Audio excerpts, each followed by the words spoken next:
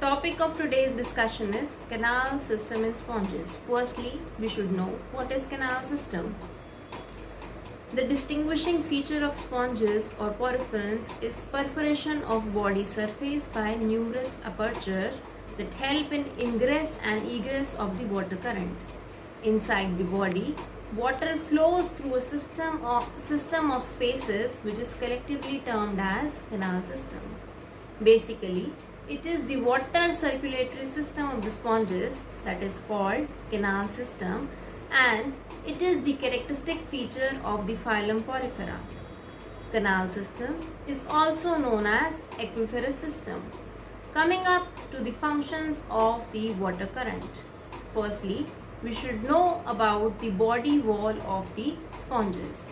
The body wall of sponges consists of two epithelioid layers, the outer one termed as pinacoderm and the inner one termed as choanoderm. Pinacoderm consists of porocyte cells which bear opening that is termed as ostia. The choanoderm is composed of collar cells or choanocytes.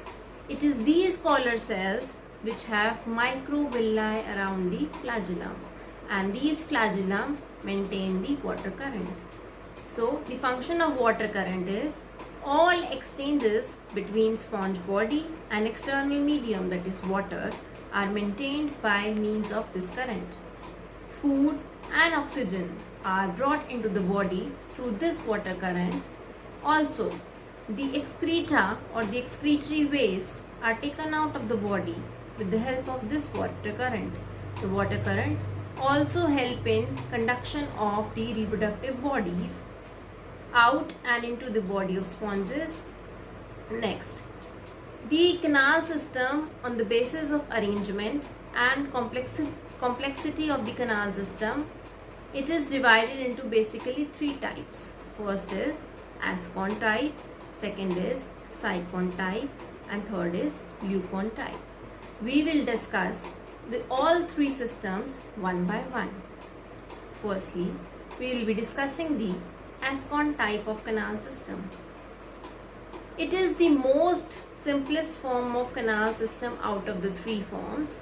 It is found in asconoid type of sponges, namely Leucosolania, and also in the developmental stages of some all syconoid sponges.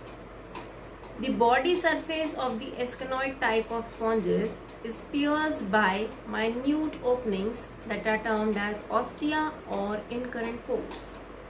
These pores are intracellular spaces within the tube-like cells called porocytes. The pores extend radially into mesenchyme and open directly into the spongocele. What is spongocele? It is the single large, spacious central cavity in the sponge body, lined by flagellate collar cells which we have discussed. Then it opens to outside by a narrow circular opening called osculum located at the distal free end, and it is fringed by monoaxial spicules. Surrounding sea water enters the canal system through ostia. Flow of the water is maintained by beating of the collar cells, beating of the flagella that is present in the collar cells. Rate of water flow is slow because large spongocele contains much water which cannot be pushed by a single osculum. So, this is a flow chart showing the movement of water in the case of Ascon type of canal system. Incoming water enters through ostia into the spongocele, and through the osculum it moves outside. This is the diagram showing same. Next, let us discuss the next type of canal system, that is Sycon type of canal system. It is comparatively complexer than the Ascon type of canal system. It has more complex system of pores and canals, and it is characteristic of certain syconoid sponges like Sycon and Grantia. Theoretically, it is said to be derived from the asconoid type by horizontal folding of its body wall. Embryonic development of cycon shows this conversion from the ascon type to the cycon type.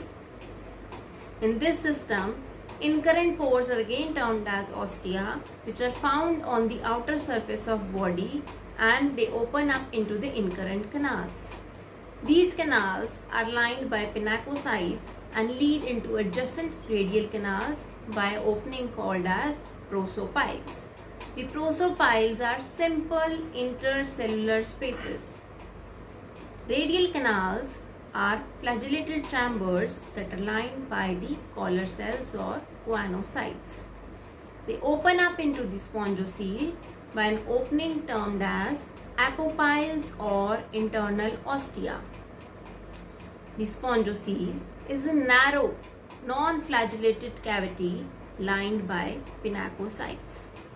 It opens to the exterior via an excurrent pore termed as osculum that is similar to that of present in the ascon type. This is the flow chart showing the direction or movement of water in the cycon type of canal system. Firstly, water from outside enters through the dermal ostia, through the incurrent canals, through the prosopiles towards the radial canals, and from the radial canals through the apopiles it enters up into the spongiocele, and finally water moves out through the osculum. This figure is showing the same. Here we can see that body wall is folded as compared to the ascon type, and the system is slightly complexer than the ascon type. Coming up to the last type of the water canal system, that is Leucon type. In this, further folding of the body wall occurs and it forms the Leucon type. So it is basically the complexest type of the water canal system. It is characteristic of the leuconoid sponges, for example, Spongilla. As the complexity increases, it loses the radial symmetry. Canal system becomes very irregular. Flagellated chambers are small, spherical, and lined by the collar cells. All the spaces are lined by the pinacocytes.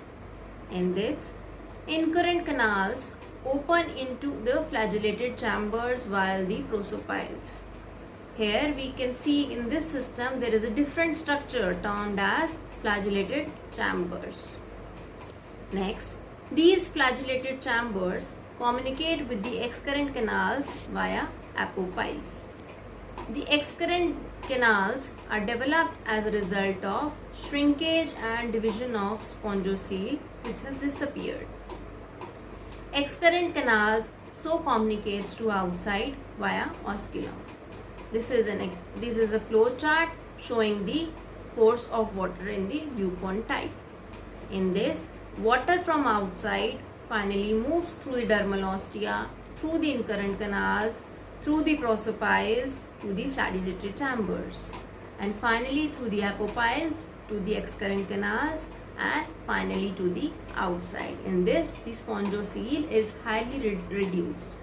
This is a diagram where we can see that the cavity is very much reduced. Next, it is further divided into different parts.